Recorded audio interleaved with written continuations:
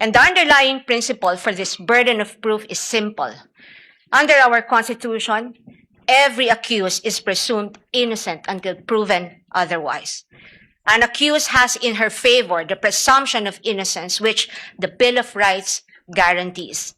This also brings to fore the reality that, in the words of the Supreme Court in People versus Pagal, the individual citizen is but the speck of particular molecule vis-a-vis the vast and overwhelming powers of government, and his only guarantee against oppression and tyranny are his fundamental liberties under the Bill of Rights, which shield him in times of need.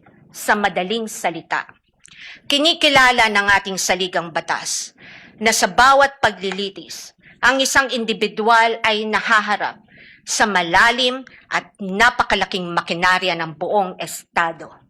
At ang tanging sandigan lamang niya laban sa anumang pang-aabuso ng kapangyarihan ay ang kanyang mga batayang karapatan sa ilalim ng ating konstitusyon.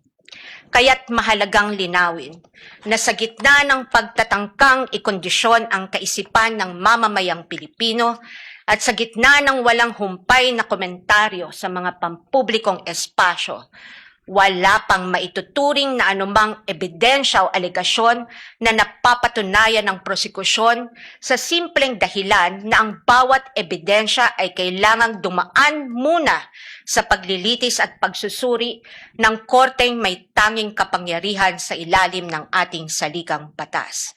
Higit sa lahat, ang anumang paglilitis ay kailangang naayon sa itinatakda ng ating batas at konstitusyon at hindi lamang sa kagustuhan ng iilang may hawak ng kapangyarihan.